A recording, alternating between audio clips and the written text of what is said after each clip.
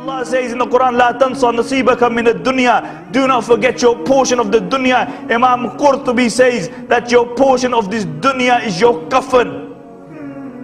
That the only thing that you will take from this dunya is your kafan. You know, everything else you leave behind. Your car, your bank balances. You take nothing. Your popularity, your fancy scarves, your nice homes, your nice garments, everything remains behind.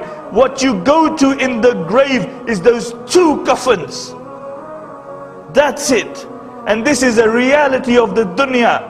But we are often deceived by the dunya. One of the most beautiful examples, and I've given this example 100 times, of the reality of the dunya is the example given by Imam Ghazali rahimahullah about the dunya. He speaks about a man who's walking through the jungle, and whilst he's walking he looks behind and he sees a lion chasing him, and he runs and he comes to a well and he jumps into the well, and whilst he's falling he manages to hold onto some rope, and he breathes a sigh of relief and looks up. He sees the lion hovering over him, waiting for him, and he looks down, and beneath him is a large serpent with its mouth open waiting for him to fall,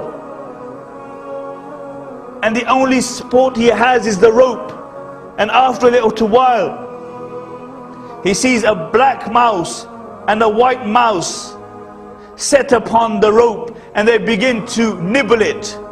Above is the lion, beneath is the serpent, and the only support he has is the rope. And now that's being nibbled at, and in front of him he sees this honeycomb, and he looks at this honeycomb, and then he sticks his finger into that honey, and he takes that honey upon his finger and he places it upon his tongue, and the sweetness of the honey momentarily makes him forget the lion, the snake, and even two mice.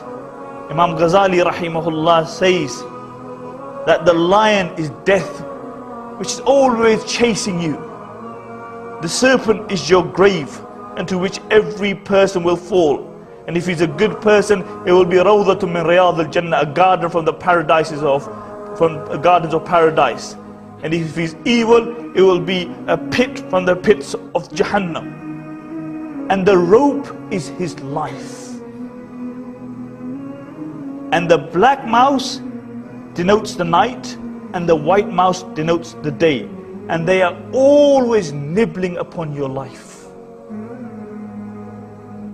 And the honey is the dunya. A man tastes the sweetness of the dunya, and he forgets death. He forgets the grave. He forgets a day will come that he will die and he will have to stand in front of his Creator. And this is the reality of the dunya.